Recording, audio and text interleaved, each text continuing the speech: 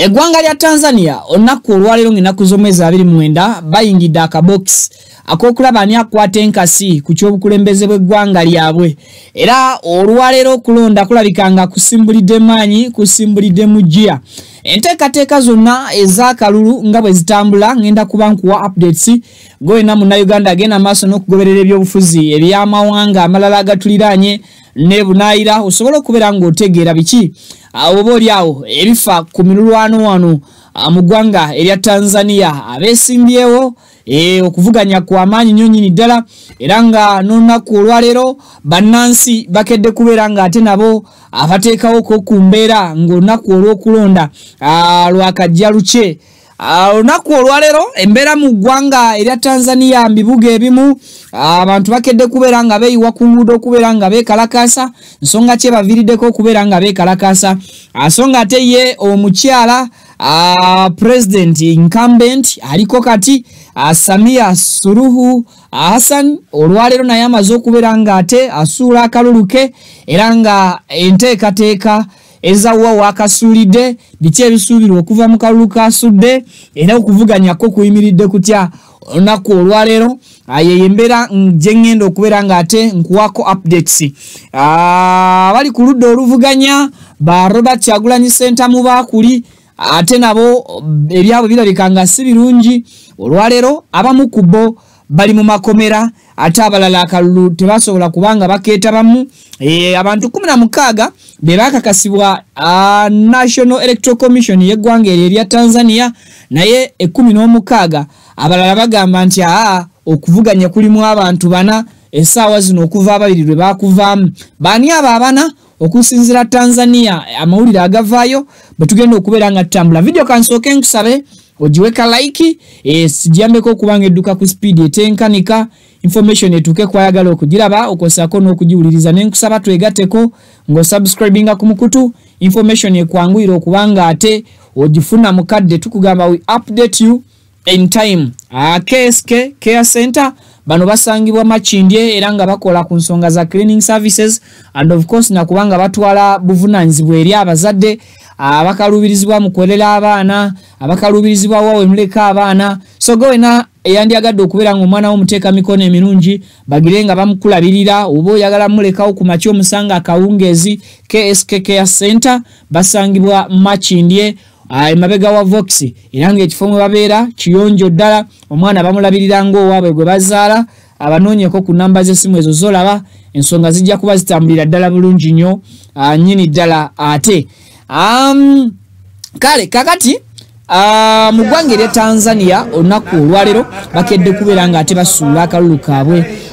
k'okulaba ani agenda okuba nga akwatira Tanzania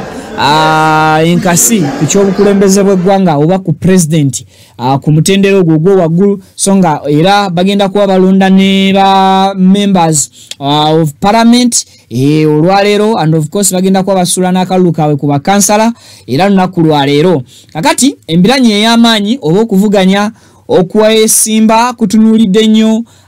omukyala kakati incumbent ono nga ye Samia Suluhu Hassan ono nga ye mukulembeze we Tanzania aliko mu kiseera kino ono ng'entebe yagikwata mu mwaka gwa 2021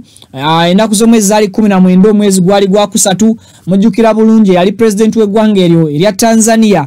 omukulu John Pombe Magufuli ate bw'atyo bwe yafa nga ekirwadde kya COVID-19 akimubaze embiriizi. Okufa kwa John Pombe Magufuli kwaddirira olw'okugaana okuteeka SOPs mu nkola mu ggwanga erya Tanzania nga ye agamba nti abantu b'e Tanzania abantu balamu bulungi basobola okwekuuma era basobolera ddala okwebeezaawo ne bwoba tobaisolatinze ne bwoba tobataddeeko mateeka ga lockdown n'amateeka amalala so okukakana ng'ennaku z'omwezi 19 omwezi ogwo ogwa March 2021 omukyalo oyo Samia Suluhu Hassan nafuuka president w'eggwanga ye yali vice president w'eggwanga eryo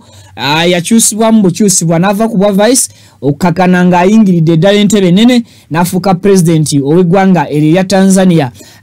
Mu byafaayo by'eggwanga erya Tanzania okuviira ddala mu mwaka gwa 1961 mu bukyanga eggwanga eryo lifuna obwetwaze, ye mukyala mu history lwa byafaayo by'eggwanga eryo asoose okuba nga atuula mu ntebe ey'obwa president. Ekyo nno kintu kinene nnyo, achievement nene okubanga omukyala Samia Suluhu Hassan ayingira mu byafaayo by'eggwanga eryo erya Tanzania ng'omukyala asoose okubanga akulembera eggwanga eryo bukyanga lifuna obwetwaze mu mwaka gwa 1961 okuva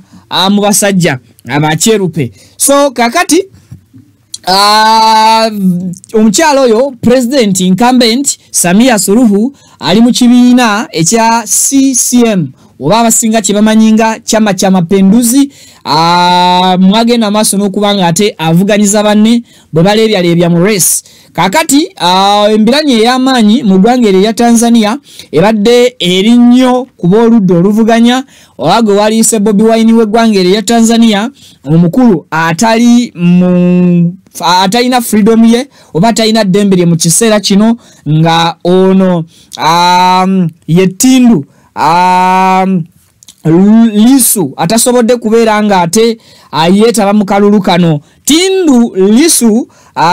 yawanduddwa mu lwokano lw'okuvuganya era nga ne mu kaseera kano agenda maaso n'okuba nti awere nemba n'emisango egy'obutujju and of course n'emisango egy'okulya mu nsi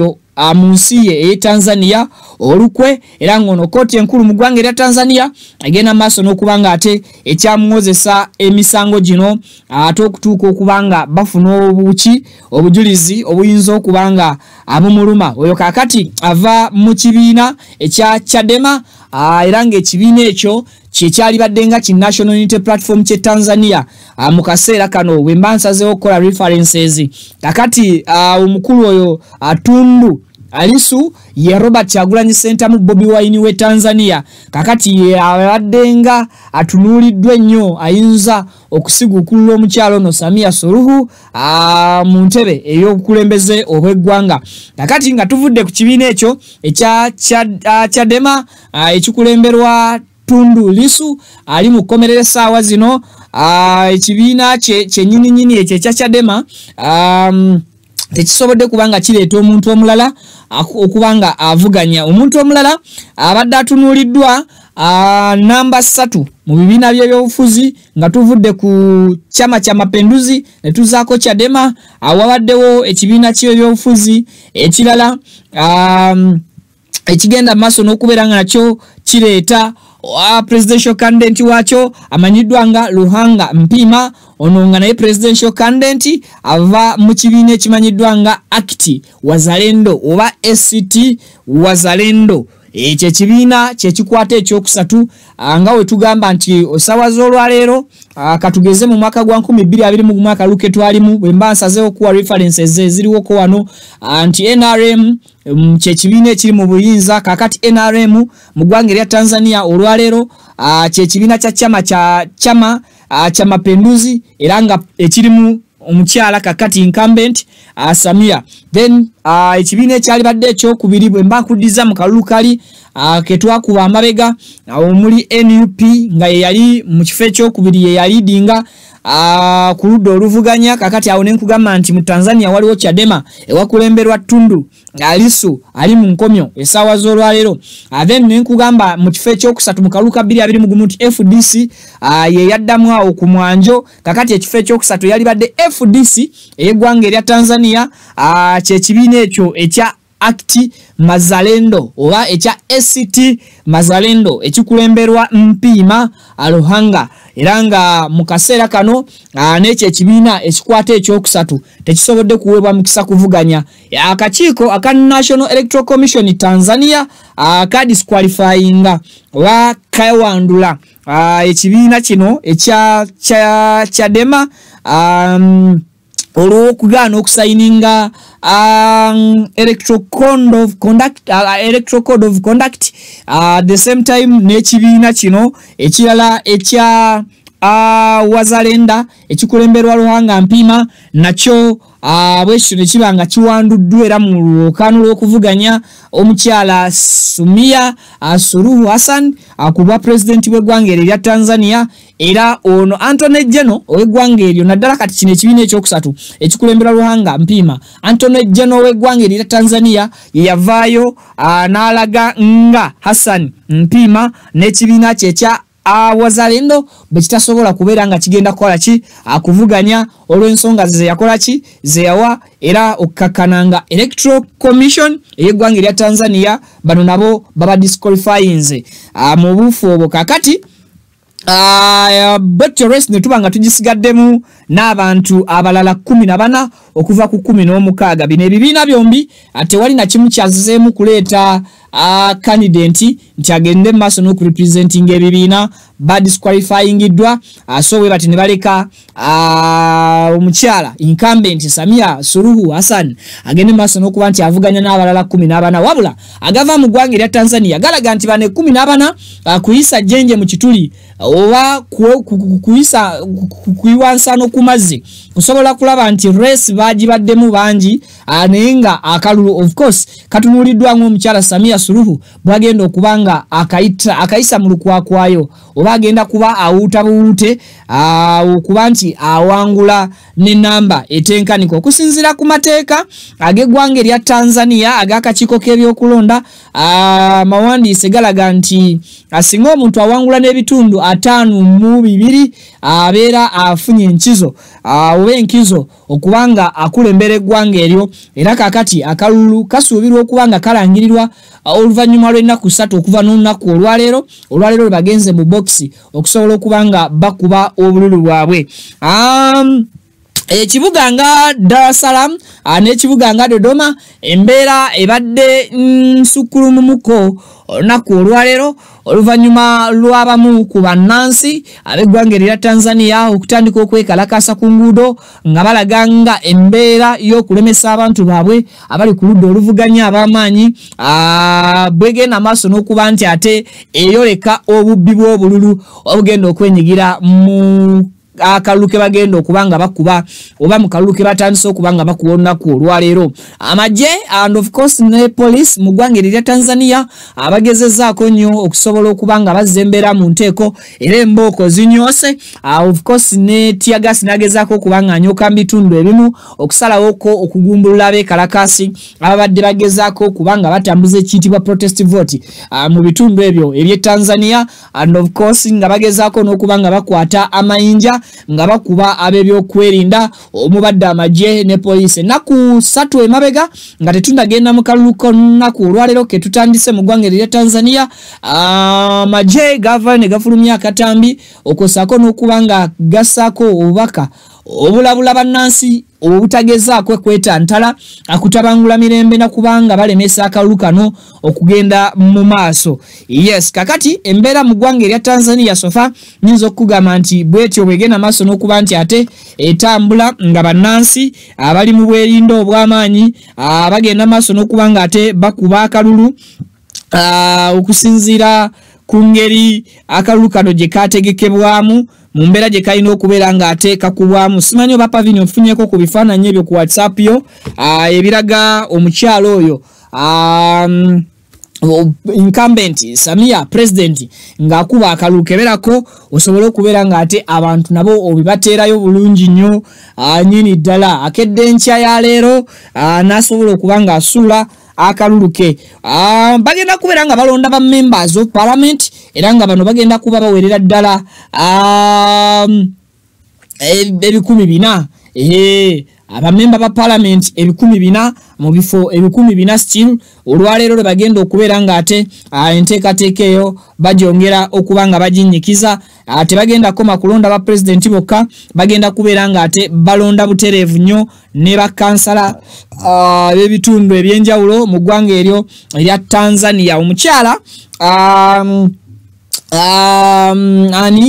Samia Suluhu bwabadde akuba akaluluke asobodde kakasensi nti akaluluka mirembe era mu polling stations ezimu oba mu bifo ebimu ebikubiddwamu akalulu olunaku olwaleero bibaddemu emirembe newankubadde nga updates zetufuna yes mu bifaananyi mukyala incumbent Samia Suluhu Hassan ng'agezaako okubanga akuba akaluluke olunaku olwaleero so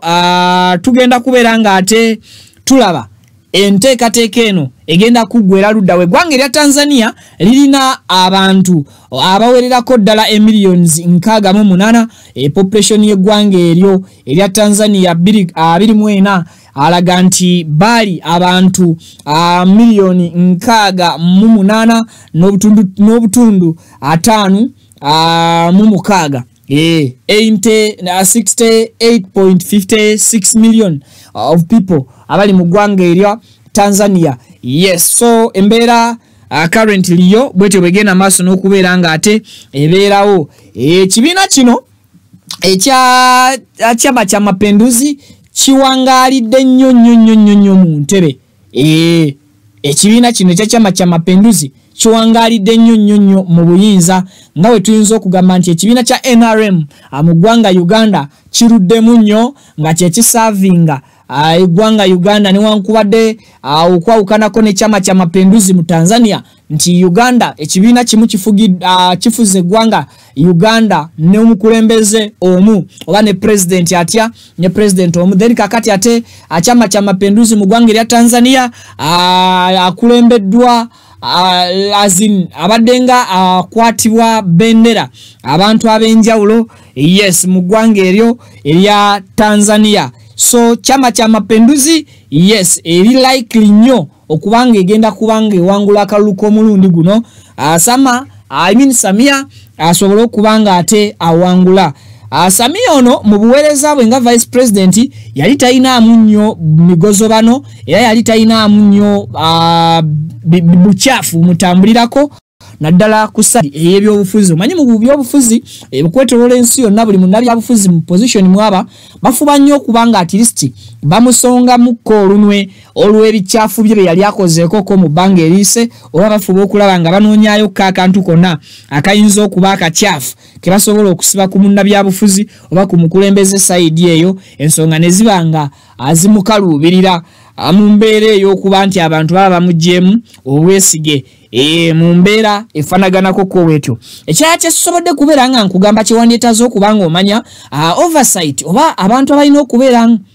nga batunuulira akalulu kano nga bwe kalina okubeera nga katambula okusukana ku abo abantu abali mu mawanga gano oba mu ggwanga lino erya Tanzania okugeza ng'omukago gwa East African Community gwali tegunnaba kubanga guweebwa olukusa olujjovu okubanga lulondoola akalulu k'eggwanga erya Tanzania. N'omukago omulala ogwa Southern Community nagwo baagaana okubanga baguweera ddala obuyinza obuweererako ddala okusobola okubanga balaba Nelise George ku byonna ebiyinza okubanga bigenda maaso mu kalulu kano okusobola okukakasa ensi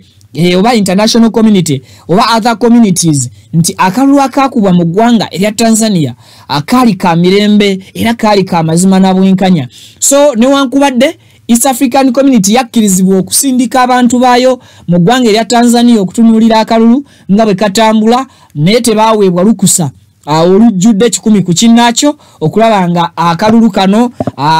kasobola okubanga katunuulirwa ebitongole ebyenjawulo okuva mawanga ag'enjawulo okulaba nga emirembe n'obwenkanya byebibukadde oba byebiri mu kalulu kano akagenda maaso mu ggwanga erya Tanzania mu mbeera eyo. Okuzakera still emabega leader of opposition party omukulu Tundu Lissu agenda maaso n'okuba nti akyajingibwa oba avunaanibwa emisango okuli ogwa treason ogw'okulya mu nsi olukwe n'omusango omulala ogw'okubanga ate agenda maaso n'okuba nti yenyigira mu bikolwa eby'ekitujju Jono misango minene mujjukira wano mu ggwanga Uganda Dr. Kano Kizza Besigye yali agenzeko maaso n'okuwera ennemba n'emisango egifaananako bwe gityo omusango gwa treason ogw'okulya mu nsi olukwe n'omusango ogw'obutujju terrorism ne mu ggwanga Uganda wetwogerera currently egimu ku misango egivunaanibwa Dr. Kano Kizza Besigye gwe kuli omusango gw'okwagala okwakulako oba okumwamulako gavumenti ya Yoweri Kaguta Museveni ogw'onno nga musemateeka w'eggwanga Uganda agutwalibwa okubeera ng'omusango gw'okulya muki mu nsi olukwe azilonga aziwegezeza mu kuvunika gavumenti eriko mu nkola etali ntuufu oba mu nkola etali ya kuyingira kalulu eggwanga ne lisalawo ani abali kulembera so omuntu yenna agezaako kola ekintu ekikolwa ekifaananako bwe kityo abeera alidde mu nsi olukwe so gwe ogumu ku musango oguvunaanibwa omukulu akulira oludda olw'ebibiina ebivuganya mu ggwanga eryo erya Tanzania omukulu Lissu Tundu yes gyemisango egimuvunaanibwa yalabikako juzi mu kooti enkulu mu ggwanga erya Tanzania era ne balaga nti emisango agimezza agiwangudde bagimusonyiye wabula ye ate n'agaana okugenda maaso n'okuba nti afuluma kooti oba territories za kooti ng'agamba alina okuddayo mu kaduukulu asobole okuba nga alabira ddala ebigenda maaso nti abeera safe singa aba ali mu kaduukulu ka police oba mu kaduukulu ka prison than bwe yali badde safe ng'afulumye n'ava mu kaduukulu. Ekibiina kye ekya Chadema kya disqualifyingibwa ng'ennaku z'omwezi 12 omwezi ogwokuna omwaka guno gwe tulimu ogwa 2025 so ng'ate ekibiina kya incumbent Samia kyo mu August kyali kimaze okuba nga kikakasibwa National Electoral Commission eya Tanzania nga bwe kigenda okuba nga kivuganya era nga kigenda kuba akalulu kakyo kisimbewo mukulembeze Samia Suluhu Hassan era omukyalo no bukyangayingira ebyobufuzi ku ntebe ennene ey'eggwanga nga president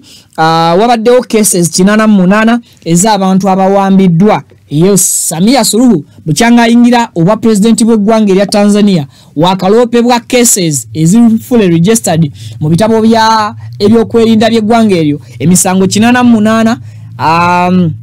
oba abantu 88 abakakakasibwa nga abawambibwa nga tebamanyiddwa mayitire nga wano we wagamba nti bakibalama bali luddawa okuwako ku reference ne mu ggwanga erya Tanzania abantu 88 ne gye buli kati tebamanyiddwako wa mayitire gaabwe gye bakola ki gye balaga so omukyala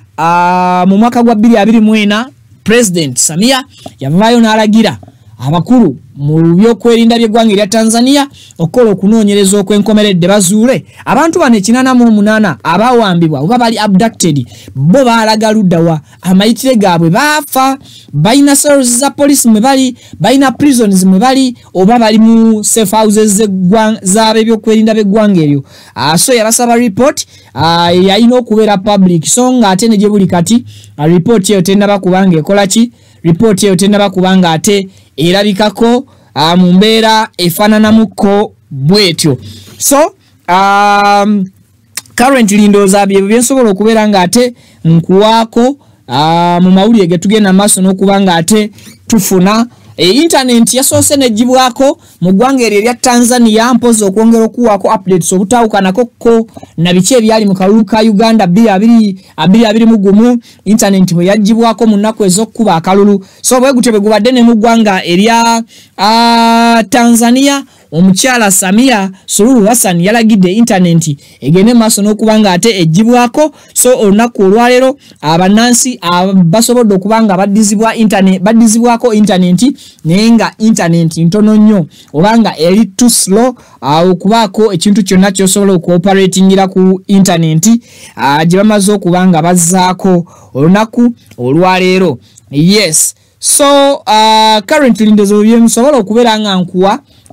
byewetaaga okubeera nga omanya mu kiseera kino ebigenda mu maaso mu kalulu akanyinyiitira mu muliraano wano oba ku muliraano wano mu Tanzania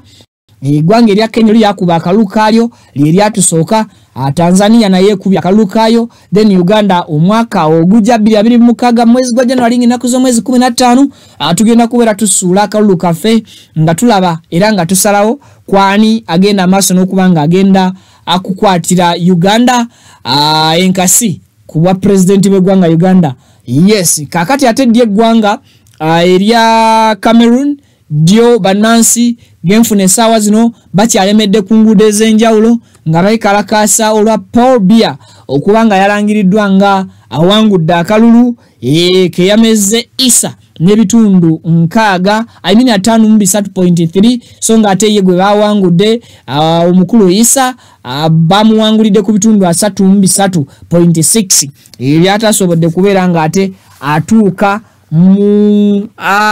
average ya ebyo ebigenda maaso ebitundu ebirina okubanga bimuwanguza mu mbeera efaananamuko bwetyo oba mu mbeera eyo. So obwemu ku butambi obulaga embeera y'abakuumaddembe mu ggwanga erya Tanzania nga bakanyaga emiggo oba nga bakaliga embooko abamu ku bannansi ababadde bagezaako okubanga beeyiwa ku nguudo okwekalakaasa bagamba nti afanya fujo wewe kwata kibooko kwata omuggo dayo joyina okubeera nga okubira akaluluko tewali fujjo ligenda maaso n'okubanga lyetaagisa okolebwa ku lunaku olw'okukuba akalulu. So bebo byokwerinda nga bagenda maaso n'okubanga ate balina abamu ku bantu be bakanyaga emiggo ne be bakuba embooko obutawukanamukko na police ez'amawanga genda be mu East Africa basobola okuba omusajja kibooko basobola okuba omukyala atambula ebibye emiggo. So I think East Africa oba Africa at large waliwo twetaaga okutereeza okusobola okunyweza enkolagana ennungi mu babyokwerinda wamu n'abantu aba bulijjo. Yes, enkolagana oba omukago ogwo okusobola okubanga gukaasiira obanga gunywerera ddala ku maviivi buli muntu n'abanga mu mativu. So ataka akatambi akalala ke bakuteredde ku screen ke kalaga ezimu ku streets mu kibuga Dodoma nga bwe zibadde zikola ki bwe zibadde zitandise okubanga zo kipayingibwa abantu ku nguudo nga bawakanya ebyo ebibadde birina okubeera nga ate bigenda mu maaso mu kalulu nga bawakanya kimu tetusobola kuba kalulu nga abavuganya abamu bali mu kkomera abalala bagaaniddwa okubanga beetaba mu lwokaano luno. Ate n'ekirala bannansi b'eggwanga erya Tanzania balowooza nti akalulu kano kalimu abantu bana, omu gwe batuumye maama, omulala ne bamutuuma Samia, omulala ne bamutuuma Suluhu, omulala ne bamutuuma Hassan, kyokka nga bw'obigatta muntu omu. Kikutabudde naawe. Bannansi b'e Tanzania bagamba nti akalulu kalimu abantu bana abalala baleeteddwa nga bisiikirize kulaga international community nti akalulu kakubiddwa naye ng'ekyamazima akalulu kalimu bana, kalimu maama Samia Suluhu Hassan, nti singa maama alemererwa okulya akalulu kano akyateeka Samia alina okukalya. Samia akalulu bw'akagwa Suluhu aba alina okuwuuta buva ne Suluhu bw'alemererwa Hassan abeerawo ku standby okusobola okulaba nga awangula akalulu. Mucyo nti obuwanguzi bugenda kusigala budde eri maama Samia Suluhu Hassan nga yawanguludde akalulu kano mu nnaku 3 bwe wataabeewo nnyo kikyuse okuva kati akakiiko aka National Electoral Commission kajja kuba kamaze bulungi nnyo enteekateeka zaako ez'okubanga babala akalulu kano n'okubanga bakalangirira. Yes, so ye embeera sofa mu ggwanga erya Tanzania nga bweri mu bibuga ebyenjawulo ebikola eggwanga erya Tanzania nga abantu beekalakasa ku street, abantu bagezaako okuwakanya Electoral Commission enkola yayo gye yasoose okubeera ng'eteekawo ey'okubanga egaana abantu abali ku ludda oluvuganya babiri balamba ate nga bye bibiina ebyobufuzi eby'amaanyi ebiyinza okulebyalebyako omukyala Samia Suluhu Hassan sinakindi n'okumumegga ne bamuwangula akalulu. So embeera bwetyo sofa bwetambula agwena agenda maaso n'okubeera ng'otulaba ku mukutu Viki exclusive. Nja kuba nkomawo ne updates endala nyingi bye weetaaga okubeera ng'otegeera akalulu kano. Nja kubanga nkuwa updates buli kadde buli ssaawa. Tugamba Viki exclusive, we update you in time. Nze Viki, tusinkane mu updates eziddako. Mubeere bulungi bantu bange.